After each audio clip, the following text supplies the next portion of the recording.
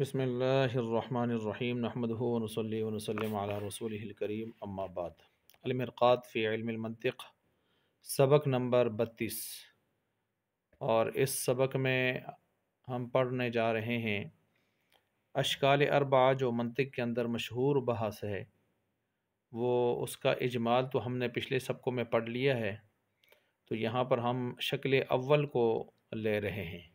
اشکال اربعہ چار مشہور شکلیں جو ہیں ان میں سے شکل اول کو لے رہے ہیں۔ شکل اول کو لے کر اس کی تشریح تو ہو چکی ہے کہ وہ شکل اول کیا ہوتی ہے، تو شکل اول آپ حضرات کے سامنے پہلے بیان ہو چکی ہے کہ جس میں صغرا کے اندر جو حد اوسط ہوتا ہے صغرا میں وہ محمول ہوتا ہے اور کبرا میں وہ موضوع ہوتا ہے، کبرا میں وہ موضوع ہوتا ہے۔ تو اب اس شکل اول کو لے کر ہم چل رہے ہیں۔ اس شکل اول کی ہم دو شرطیں بیان کریں گے۔ ایجاب الصغرا کلیت الکبریٰ، کہ اس کا جو صغرا ہے وہ موجبہ ہونا چاہیے اور اس کا جو کبریٰ ہے وہ کلیہ ہونا چاہیے، جزیہ نہ ہو۔ تو صغرا اس کا موجبہ ہو، سالبہ نہ ہو، اور اس کا جو کبریٰ ہے وہ کلیہ ہو، وہ جزیہ نہیں ہونا چاہیے، ٹھیک ہے۔ تو یہ دو شرطیں بیان کر کے ہم پھر آپ کے سامنے یہ رکھیں گے کہ اس شکل اول میں احتمالی صورتیں جو بنتی ہیں وہ محصورات اربعہ کو سامنے رکھ کر، محصورات اربعہ آپ نے کیا پڑھے تھے؟ موجبہ کلیہ، موجبہ جزیہ، سالبہ کلیہ، سالبہ جزیہ، تو یہ چار تھے نا محصورات اربعہ۔ اب ان چار میں جب ہم ان کو دیکھیں گے، ضرب دیں گے، تو ضرب دینے کے اعتبار سے ادھر موجبہ کلیہ محصورات اربعہ کو ان شرطوں کے اعتبار سے جب ہم ضرب دیں گے تو یہ 16 قسمیں احتمالاً بن جاتی ہیں۔ اب 16 قسمیں کیسے بنتی ہیں ابھی آپ کے سامنے اس کی کارگزاری رکھی جائے گی۔ تو ان 16 قسموں میں 16 کی 16 معنی خیز نہیں ہیں، جو نتیجہ خیز ہیں صحیح معنوں میں وہ چار صورتیں آپ کے سامنے آئیں گی۔ 16 میں سے چار صورتیں آپ کے سامنے صحیح آئیں گی شکل اول میں۔ احتمالی صورتیں 16 بنیں گی، ان میں سے چار ٹھیک ہوں گی۔ تو یہ سبق کا خلاصہ ہو گیا۔ اب ہم جو ہے کتاب کو دیکھتے ہیں، اس کے بعد اس کی پھر جو رہتی تشریح ہے وہ آپ کے سامنے رکھتے ہیں۔ واشرف الاشکال کہتے ہیں جو اشکال، واشرف الاشکال من الاربعاتی، اشکال اربعہ میں سے جو سب سے زیادہ بہترین ہے، اشرف سب سے زیادہ شرف رکھنے والا ہے، سب سے زیادہ بہترین ہے، مفید للیقین ہے، زیادہ نتیجہ آور ہے، نتیجہ خیز ہے، الشکل الاول، وہ شکل اول ہے۔ شکل اول کیا ہے میں نے پہلے آج بھی بیان کر دی۔ وَلِذَلِكَ كَانَ إِنْتَاجُهُ، اور اس وجہ سے کہ اس کا نتیجہ دینا بَيِّنًا بَدِيهِيًّا، بالکل واضح ہوتا ہے، بین ہوتا ہے، بین بالکل واضح، بدیہیًا جس میں کوئی شک و شبہ نہ ہو، دلیل کا محتاج نہ ہو، ایسا واضح نتیجہ ہوتا ہے، روز روشن کی طرح، اظہر من الشمس۔ یسبق الذہن فیہ، اور اس میں ذہن چلتا ہے، سبقت کرتا ہے اس میں، الی النتیجۃ سبقا طبعیا، یہ نتیجہ کی طرف ذہن دوڑ کے جاتا ہے۔ اور یسبق، یہ نصر ینصر کا باب بھی ہو سکتا ہے، ضربہ کا بھی ہو سکتا ہے، یسبقو پڑھیں یسبقو پڑھیں، دونوں پڑھ سکتے ہیں۔ تو ذہن چلتا ہے اس میں نتیجہ کی طرف سبقا طبعیا، کس طرح دوڑ کے جاتا ہے؟ طبعی اعتبار سے سبقت کرنا۔ طبعی کا مطلب یہ ہے کہ نیچر کے اعتبار سے، فطری اعتبار سے، کوئی اس میں زیادہ تگ و دو نہیں کرنی پڑتی، کوئی دلیل، کوئی فکر زیادہ نہیں کرنی پڑتی۔ من دون حاجت الی فکر و تأمل، آگے مصنف رحمۃ اللہ علیہ خود اس کی تشریح کرتے ہیں کہ بغیر ضرورت پڑے زیادہ فکر اور زیادہ غور و خوض کے جلدی سے ذہن اس کی طرف، نتیجے کی طرف چلا جاتا ہے۔ وَلَهُ شَرَائِطُ وَضُرُوبٌ، اور اس کے لیے کچھ شرطیں ہیں اور قسمیں ہیں۔ قسمیں تو میں نے بتایا نا 16 بنیں گی، جن میں سے چار نتیجہ خیز ہوں گی شکل اول میں، اور شرطیں اس کی دو ہیں۔ اما الشرائط، بہرحال شرائط، فاثنان، وہ دو ہیں، پس وہ دو ہیں۔ احدہما ایجاب الصغریٰ، پہلی ان میں سے ہے صغریٰ کا موجبہ ہونا، سالبہ نہ ہو، منفی نہ ہو، پازیٹیو ہو، نیگیٹو نہ ہو۔ اور اسی طرح وثانی ہیما، اور دوسری شرط ان میں سے کلیت الکبریٰ، کبریٰ جو ہے دوسرا مقدمہ وہ کلیہ ہونا چاہیے، جزیہ نہ ہو۔ فَإِن يَفْقِدَا مَعًا، پس اگر یہ دونوں شرطیں گٹھی ہی اٹھ گئیں، نہ پائی گئیں، او یفقد احدہما، یا دونوں میں سے کوئی ایک اٹھ گئی، نہ پائی گئی، مفقود ہو گئی، لا یلزم نتیجۃ کما یظہر عند التأمل، تو نتیجہ برآمد نہیں ہو سکے گا، نتیجہ لازمی طور پر نہیں آئے گا جیسا کہ ظاہر ہو رہا ہے غور و فکر کرنے سے۔ غور و فکر کرنے کا کیا مطلب؟ آگے جو اس کی 16 صورتیں آ رہی ہیں ان میں غور و خوض کریں آپ تو پتہ چل جائے گا۔ وَأَمَّا الضُّرُوبُ فَأَرْبَعَةٌ، و بہرحال اس کی جو ضربیں ہیں وہ 4 ہیں۔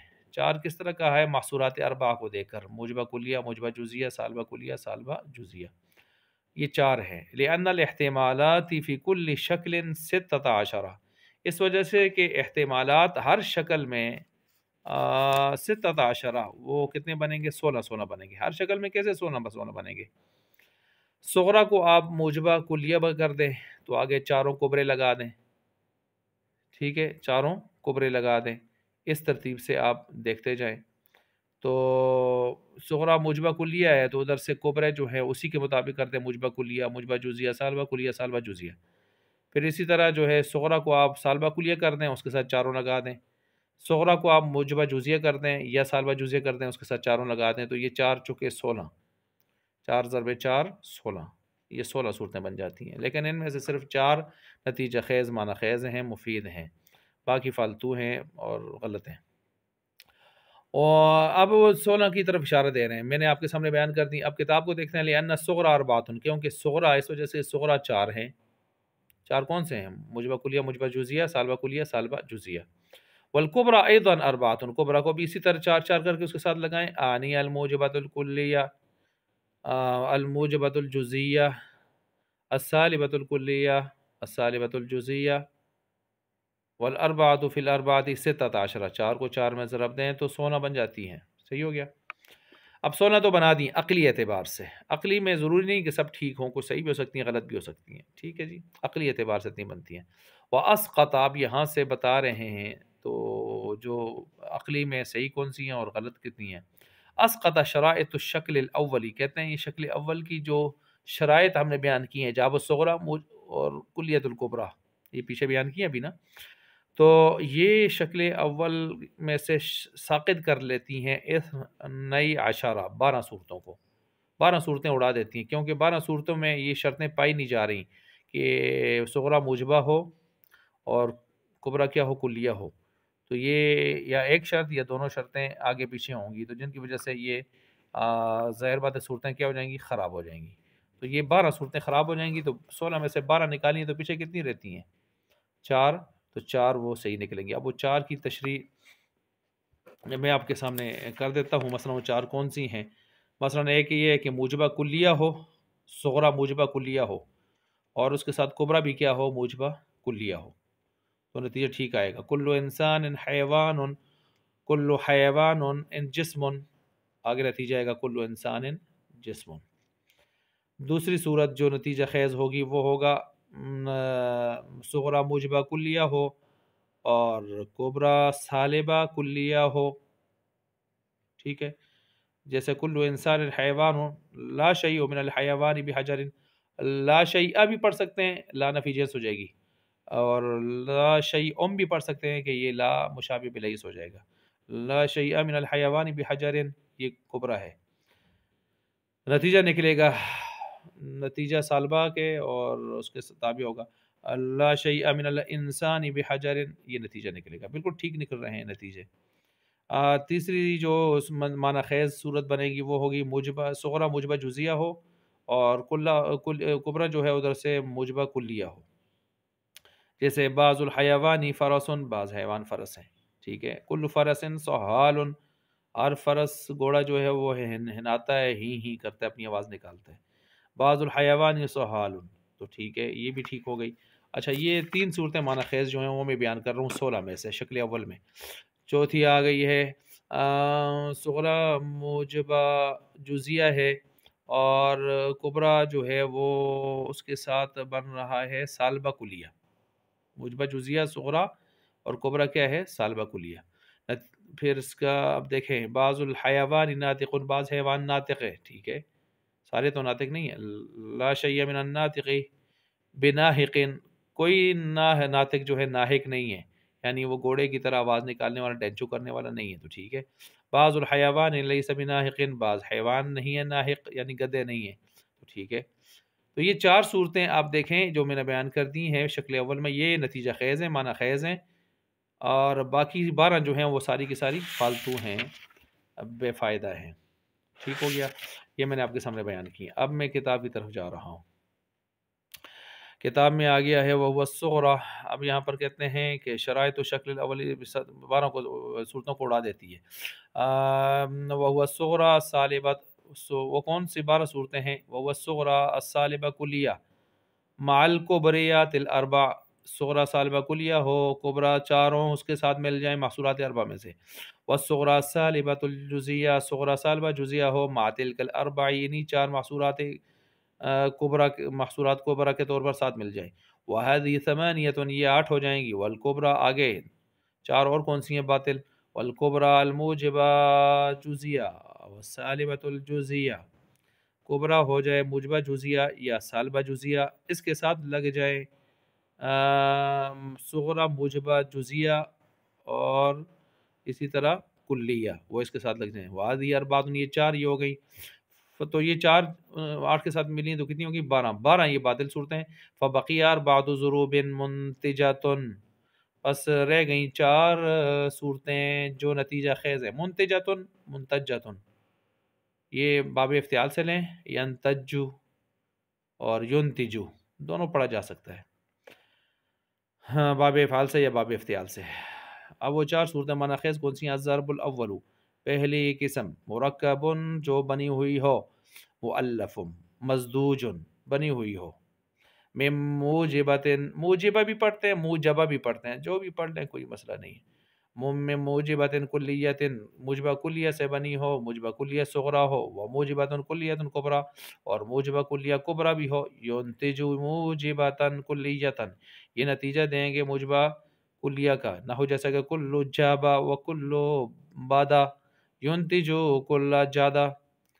والضرب الثانی، اور دوسری قسم، مؤلفم، یہ بنی ہوتی ہے من موجبۃ کلیۃ، موجبہ کلیہ صغریٰ سے، و سالبہ کلیۃ کبریٰ، سالبہ کلیہ کبریٰ سے۔